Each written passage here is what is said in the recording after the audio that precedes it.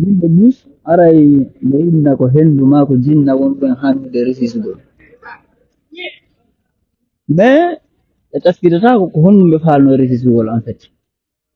est ce que ko feppodiri e ko Allah yiɗi kon ka ko ɓurtinirta ko Allah yiɗi kon honɗum ɓe faalno resisude net réellement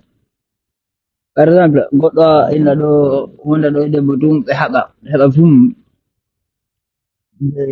naddal ngal ma dewel ngal bona joni noon wona ko goɗɗum wonde ko ɗum wonna e bonnude dewle ɗen mais wonno hara ko gorko mo wonduɗoɗa har ko yarowo maɗum hara ko en fait ko wonɗo ma e naɓude ko boni en fait tu vois ko wonɗo ma e jippinde yeeso Allah jippindema so ano heɓirta mbuɗi makko ɗi noon hara ko gorko mo heɓirta mbuɗi makko ɗi ma naati ma hara ko wadda ton kon par ce que woni kadi ɓe worɓe hara ko ɓe waddata ɓe maɓɓe nder ton kon hara ko piiji huɓɓiniɗi ko kadi donc njiyano bona maɗum yiyaɗo gorko kadi noyno ɗo mi yeehi ɗo mi fuɗɗike ɗo bise ko affaire a Marseille no boni mais ndaara har sa ndaari on affaire on tawa koko yiiɗi affaire ji bonɗi ko ara on business mo faalno resisude mum ko yiiɗi affaire ji bonɗi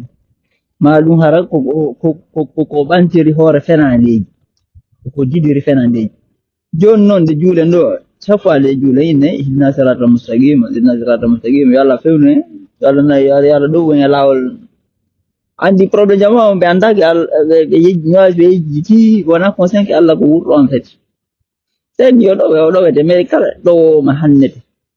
goɗɗo watama ɗowde o empêche alima direction ji goo o empêche alima o hannalima laawi goo ayi sa fuɗɗike oñade il faut bonnande ɗum ɗon fiya waw ƴettude bon chemin on joni yo reene ara mo reendema Allah no reendema justement sa fotkiti unagol o bonnay ɗum ɗon fiita una mais enen wonno famirten noon ke way non ko jinnaru ma ko henndu woni contre min andi koko en tan jinna e henndu hono andirton ko par ce que wonde hara Allah relte ko Allah ma malaikaɓe makko o jokkuma en fait enen noon innen ko henndu e jinna hono noon andirta sendidirta koko iwri ka Allah makko ko iwri ka naaru ko hannatama kon est ce que on affaire jinama henndu ko en tano jokkuma ko wonma e bonnande ɗon taskiti tawi ko relation taskiti on mo bonnanmamo est ce que taskiti on relation no hoorema est ce que ar ko relation selluɗo kay yeeso Allah dal maɗum on business mo huppinano est ce que hari ko business daguiɗo est ce que ndi leydi ka fanɗa yawde ɗon est ce que ndi leydi ka fanɗa installade ɗon est ce que ndi leydi hani leydi vraiment yimɓe laaɓɓe ɗi taskiti ɗum noon taw ko honɗum ɗum hen koko enta hennduma jinnano hannuma est ce que koko jari hannugol so tawino ko Allah hannayno ou bien koko cuunay ma e ko boni oɗon certain par ce que woɓɓe kadi nan olle jinna e machine kono ha sa ndaari koko cuunataɓe e ko boni peut être mais par exemple hara koko cuunataɓe waɗugol piiji humbiniɗi quoi donc hara andi ko iblis na cheytan mais si tawi ko par exemple koko watta hara a wata jaɓude tooñ par ce que woɓɓe ko non wayi woɓɓe ko par exemple ɓe tooñama hay golle maɓɓe ɓe hiɓɓoto ha ɓernde maɓɓe ɗe maaya e ɗen golle ɗon complètement ayi ɓe hiɓɓoto ɓernde maɓɓe ne hiɓɓoto golle ɗen fiyon har no sa ndaarna ton en fait hara ko piiji ɓe waɗa nder ton ɗi cala ko piiji injustice ji malum foutaise ji Allah yiɗa rabaissement Allah yiɗa rabaissement et puis Allah tolérata injustice Allah yafata ko injustice sina aron tigi yaafin donc si goɗɗo waɗima injustice tant que o yaafinaki normalement ɗum ɗo wontante fettere tata yahay ha taƴo yahay ha bona few fetta woɓɓe ko non wayi kono ɓenna kongo nden ɓernde makko ta ɓernde maɓɓe ta muññatako ɗin piiji c'est-à-dire que par exemple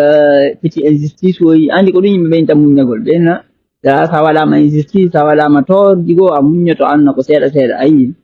alors que Allah nano wayi de Allah muññata ko injustice mo yaafo noon kono hara on tigi torike waɗɗo institution torike pardon mais so on tigi waɗɗo institution toraki pardon normalement so tawi a wondi Allah tigi ɓernde ma ne sokoto ko ɗo woɓɓe kono golla e entreprise ji maɗo no keeli ɓernde maɓɓe ni soko haa ɓe accita golle ɗen après noon ɓe nano ko goɗɗum wonduɗa ko ɗum a fuɗɗoto goɗɗum tum ɓernde ma nde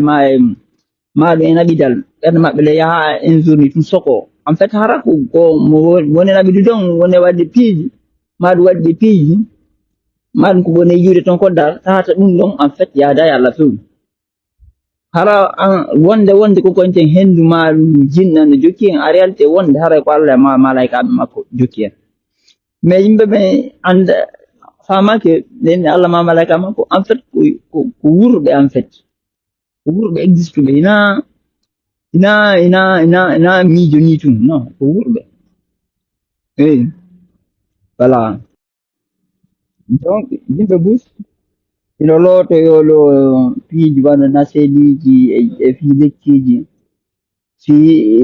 ittugol gar hendu no jokkiɓe maɗum dina no jokkiɓe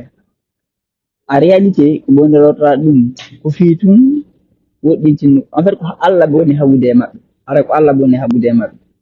ɗum ko sa wattani fayda resisoɓe kanɗa ɗo ɓen ko wonduɓe e sifa ɗi piiji ɗi yiyoto no wona pisan kanɗa ɗo so ɓe feppodiri Allah tigitidiri hara ɓe naati ko jaɓani ɓe on tigiri maɗum voilà e faali makko on tigiri ɗon exposé ɓe wona grand mais wano so yi jeune jonima ɗum fayi ko harɗo wonde sifa ɗin piiji o yeehi o lootama man waɗama nasiji ha ɗum ɗanike makko o ɓuuray ko tranquille mais a taway secteur ne ɗanike voilà par ce que en fait haray ko Allah wonɗon combattude neɗɗo voilà woodi woɓɓe Allah renata en fait directement ko anda ɗo woodi woɓɓe haala Allah no jokkiɓe en fait haala Allah no jokkiɓe maɗum mo immini malaika makko ɓe no jokkiɓe no wondi e maɓɓe ɓeɗo noon o hannayɓe ko ɗuuɗi ɓe wawata yewde koɓe faa lawol par rabbe goɗɗo iwdi yimɓe majjuɓe yimɓe ɓaleɓe e yewtu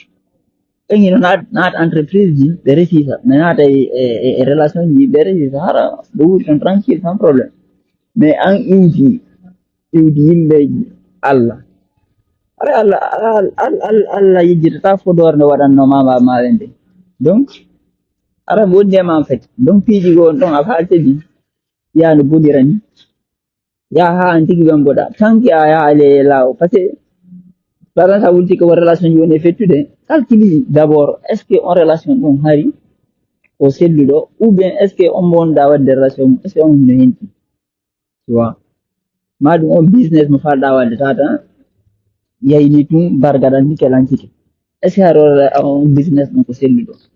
maɗum ko naɓaynoɗo may ko moƴƴi yimɓe ɓe jamaɓe bus ɓe busa waɗa ɗo ya lotogol nasiide bloca piiji ara en fait objectif on ko fii tum nde wonu libre waɗgol ko boni par ce que sa woni iwdi yimɓe Allah hara wona libre waɗgol ko boni en fait e wawa yimɓe tata hena iwdi Allah